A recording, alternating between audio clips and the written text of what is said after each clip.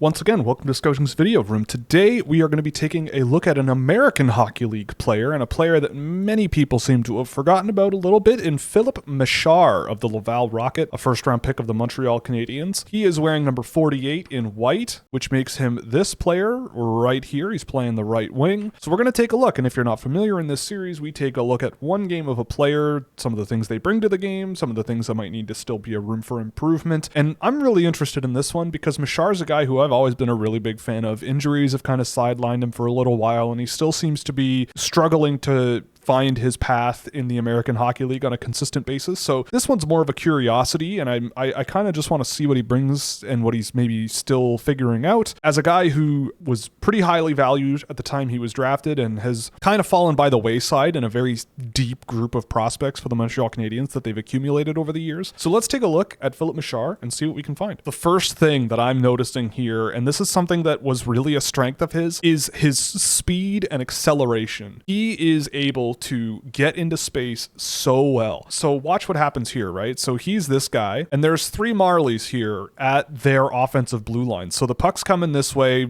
Laval's in a good position to make something happen here, and Mesar just finds a lane through the Marlies group of players there, and now he's in open space, right? Obviously, he's not an easy pass target here. You've got quite a lot of traffic in the way, but he is in really good position here. Once this puck enters the offensive zone, he can just cross that blue line and get involved. Laval's in a good position here, and maybe he could have been pushing off more into this area of the ice and let 48 here or 49 get possession of the puck, but Mesar gets something out of it, gets the puck right back to him in scoring position. That's a slot pass. That's a scoring chance generated. So Mesar is figuring things out on the fly pretty well here. He gets possession of the puck back, tries to put it back on net, and then just a quick backhand pass under pressure, and he keeps possession. Smart sequence there from Mesar. There's speed, quick thinking. There's a lot of good traits on display there from him. So that's a good thing to see off the top. So this is going to be a thing for Mesar to manage. And I'm not saying this is good or bad, but when you're a speedy guy, you got to utilize it. And he does here, but it's going to be very interesting to see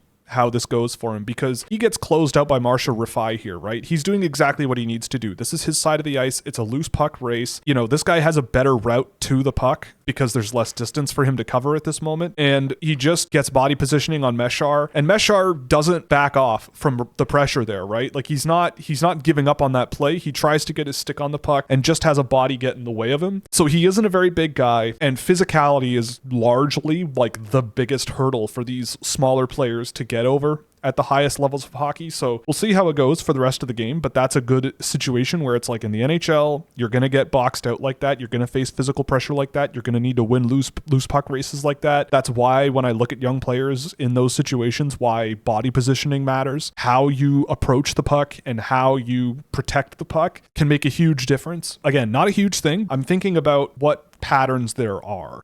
So Laval's on the rush. You know, Mesar is in good position here. You know, you've got this option from the defenseman to 49, and Mesar is here and headed this way. He's in good position to be an option for a breakout pass, and he just doesn't handle it super well. Just bounces right off of his stick. It's tape to tape, and he just mishandles it. Now Toronto's coming the other way, and then on the entry, he's there with a stick check, but 55 just keeps it protected a little bit too easily for me. You know, Mesar's not much of a threat. Gets the puck inside the middle of the ice, but then Mesar's right there to create a turnover, and he's off. Quick, no-nonsense pass to 63 here on the exit, and Mesar's jumped in on the rush. Nice pass from 63 to generate offensive zone possession. Mesar has space to play with. He doesn't just throw the puck into traffic with nobody there, right? There's no support. Xhekaj's on the ice. Maybe you would have wanted him to find a way to get into the middle here somehow. Mesar just waits and waits. Now he has an option in the middle of the ice here, but he doesn't really have a lane to play with here, especially because there's this stick right in the way there. So he just makes the safe play behind the back, and they have possession deep in the offensive zone, and they get a scoring chance. There's a goal. So a lot of that stems from Mesar's patience on this. So obviously not the most amazing sequence from him, but this is sort of how he sort of is, you know, head up the whole way, keeping it simple, not making low percentage chances, and it benefits the team in general. So that was an interesting sequence. Pretty up and down, but interesting to say the least. I think Mesar does a good job covering up for what I would believe is Florian Xhekaj's job up the middle of the ice here. This is a gap that probably should get closed. Laval, if the puck squirts free, has support here. You don't want this player abandoning the front of the net too much, and Mesar does a good job getting in there, right? So Shaw here in front of the net gets the puck on his backhand, and Mesar just gives a quick poke and gains possession for his team. They lose it immediately, and then he causes another turnover there. To watch it back, there's an open space, just a huge amount of open space there for Logan Shaw to play with. Mesar does a good job getting body positioning, getting the puck to a line mate, and off they go. Obviously, he's not the biggest guy in the world. Mesar is here, but you want to see this out of your speedy, undersized wingers, right? At least get involved. Don't waste time. Use your speed to your advantage in both an offensive but also a physical defensive way. He's trying, and that's at least what you need to see out of him. And so, again, that earlier interaction, he didn't quite come out on top because he just didn't quite win that loose puck race, but he was involved. He didn't back off. He got involved and tried, and that's a positive. Obviously his impact on this game in one way led to the only goal his team has scored in this game, but otherwise been a little bit limited in these sort of situations. You still see a player off the puck where it's like, if you're not scoring, are you making an impact somehow? And I think he is. This is another little thing. Smaller, undersized guys defensively, you gotta have it. You watch Mesar here, and I'm not gonna pause it constantly here, but just keep your eye on his head. Like, look at how often he is shoulder checking and looking around and keeping an eye out for other guys around the ice, drifting to the front of the net. He's in perfect scoring area and limiting options. It touches on an interesting point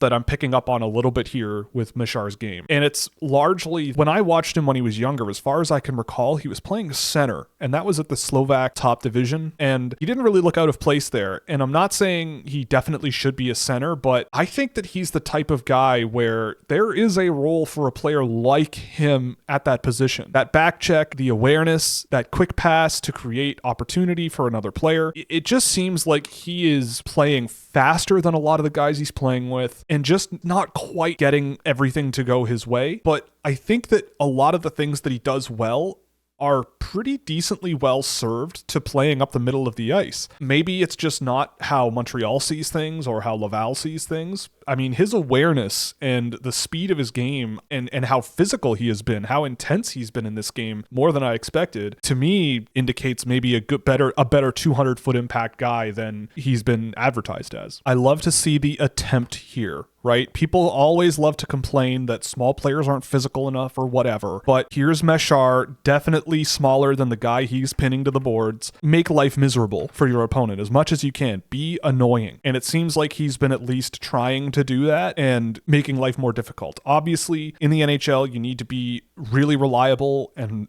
really get positive results every time. But in this game, to me, I'm watching Mesar and I'm going, he's doing so much that is just the right thing. I would have liked him to stay on his feet, obviously, there, but that's a creative way to avoid this pressure. Just put the puck on your backhand and protect it. He trips up and then doesn't really make the best pass. I mean, the idea is there. You have this empty space, but you also have this guy. He had other options. He tries the behind the back thing and it just doesn't work out for him. But you see little moments here, right? You're seeing little flashes, little glimpses of what makes him a first round pick and what makes him so interesting. He's not gaining possession on a lot of these situations and he's losing possession, but he's doing, in my opinion, a lot of the right things. You have pressure coming from this player, but wide open space here, and he just sort of chips it up the boards this way. Earlier, the behind the back pass thing didn't work out for him, but the behind the back pass thing here probably could have worked a little better. Ends up handing it back over to Toronto, getting it in the offensive zone without control, and he picks it off at the offensive blue line. This is what I mean. The fact that he goes from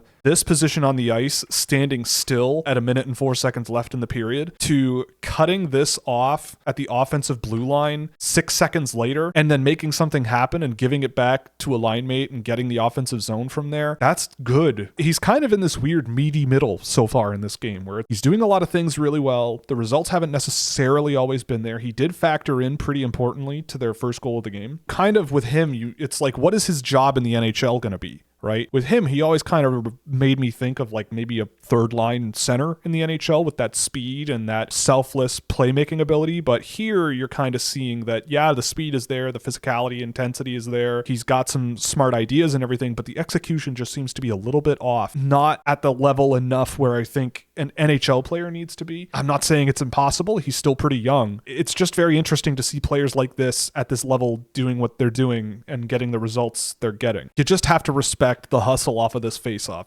Mesar just gets right in there. He's held up for a split second, which probably makes all the difference, but he gets right in there down low. And if that puck gets turned over, it's very, very, very dangerous. And so, this is what I want. Forecheck, especially if you're a little smaller and rely on speed. Just go.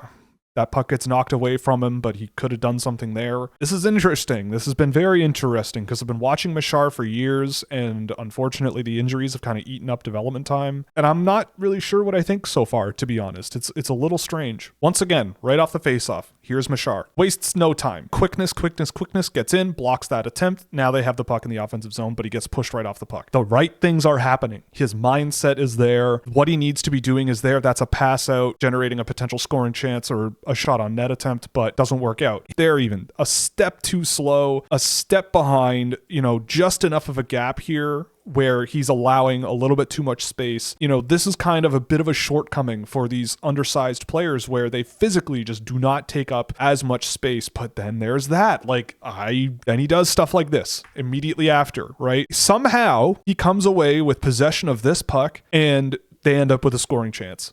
Right? And it's driven through him. I think with Mesar, you want to see him be more successful. I don't know how you don't. So far, it's been very interesting. Again, Mesar clogs up this breakout in the neutral zone. Just a nice little stick check, forcing them to regroup. Obviously, he can't keep up with number 11 on that situation, but he ends up helping them get possession back anyway. There's a lot that is good to see. There's a lot of the hard stuff sometimes to get through the heads of a player. It's there, and he's got the speed and the intensity to do a lot of stuff, but the results, it hasn't always really been there. But through it all, he helped generate that first goal, and he helped generate what might have been Laval's best chance with him on the ice, with that offensive blue line turnover or offensive zone turnover and generating something in the middle of the ice. I'm not exactly sure what happened here, but Laval gave them a lot to play around with here. So you have this guy right in front. Nobody really seems to bother with him. You've got this guy in the middle of the ice here. Mesar's here, right? I know he's fast. I don't know if he's expected to cut back that quickly and get to that man, but everybody's kind of floating around watching the puck, and now Toronto has a clear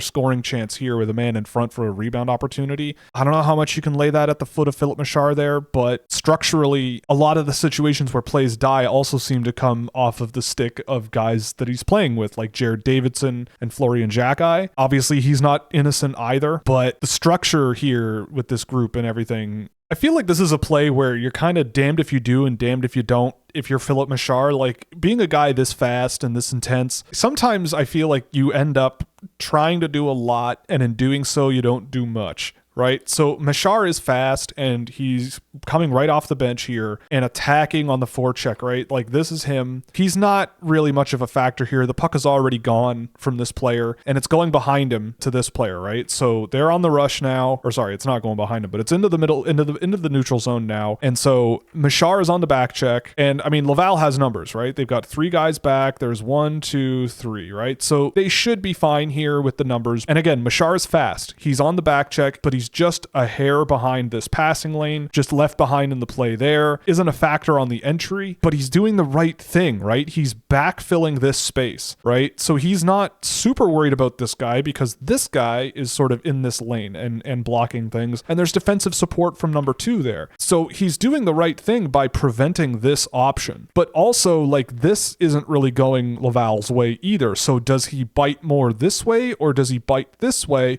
and try to block Ronnie Hirvonen for making some kind of play? He kind of does neither, and then the puck goes to the man he was covering, and he gets kind of left behind here, and they end up with a scoring chance. What can you be critical of on that play? Because you can look at him and go, you're doing things.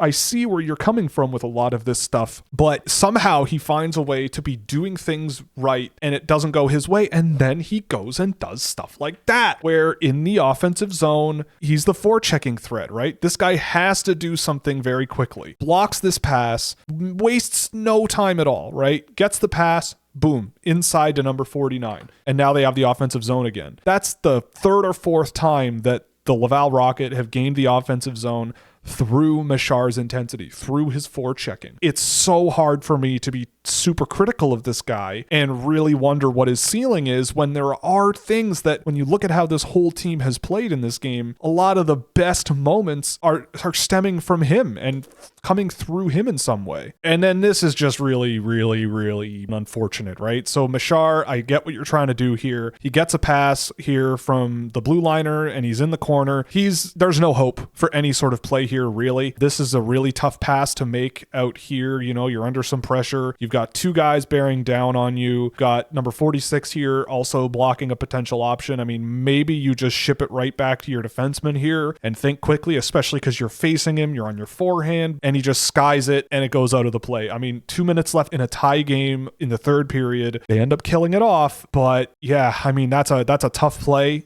in that situation. You don't want to see that, and that's the end of the game for him, at least at 5-on-5. I really don't know what to say. You know, I still, at the end of the day, am a fan of this player. I think Mesar is a good hockey player, but this is a good example of where the limits on speed and intensity can come from at this level of play, where it's why I value guys who scan the ice, make a decision quickly, and pass the puck quickly and move the puck quickly. The more you do that, the less speed matters, right? The less an opponent's forecheck matters if you move the puck really quickly. So for me, I look at this game from Mesar and I go, all right, like, what are the positives that you can come back from? To me, it's like he's a really good forechecker. He's got real good speed and his head is wired the right way. He is not lazy. He's not trying to do too much himself. But what is his job? If you're an NHL coach and you're watching tape of this guy and you're trying to put a lineup together, where do you put him? You can talk about it in the comments. I genuinely don't know that answer. And I'm not saying that to be critical of him. I'm just saying that where I'm going, I mean, for me, I would at least maybe think about putting him with some more skilled line mates. I really felt that guys like Xhekaj and Davidson weren't really doing him a whole lot of favors. He'd get passes into the middle of the ice and then they would take shots from the top of the faceoff circle. He would be working along the boards and there wouldn't be a whole lot of support for him. But still, at the end of the day, you know, there were some breakout passes where they just bounced off the end of his stick, and you cannot have that when you're a smaller, skilled, speedy guy. You know, there were moments where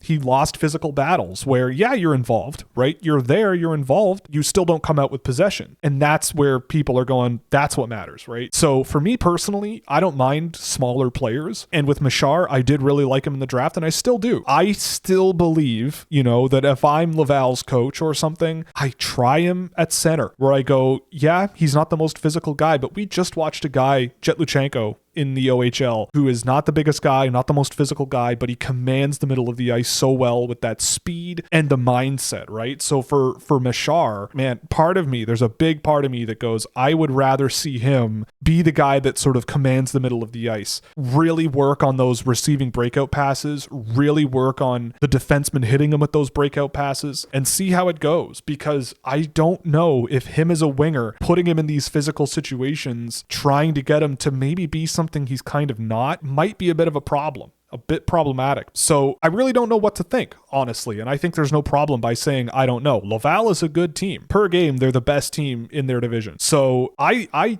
think that overall things are going well for the team, and he just seems to be a little bit further down the lineup and kind of struggling to gain a foothold and a bigger role. I'd be very curious what all of you think about this, because I think there's a job for him, but I don't know what it is. And watching him in Slovakia, I really thought he'd spend more time playing pro hockey in Europe first, rather than go to the junior leagues in Canada, you know, gain those advantages by playing at that level. You know, he was successful for sure. For me, I would have liked to see him challenged at the men's level a little bit more. There's nothing we can do about that. I mean, look, I think if you're writing off Filip Mesar, you're incorrect. There's still plenty to work with here. He's only 21. You can leave him in the AHL for, you know, another season, 2 seasons. I think if you work on that subtle knocking pucks down skill level, get him stronger, allow him to really get pucks through traffic a little bit better. There's just a lot to like. I think a lot of these things that were happening were things that were pointed in the right direction. I don't think there was a whole lot in this game that I can be really critical of outside of, well, you lost that battle or you passed the puck into traffic a little bit too urgently there, but the process behind all of it, I can't say was super negative. So we'll see what happens with him. I still think there's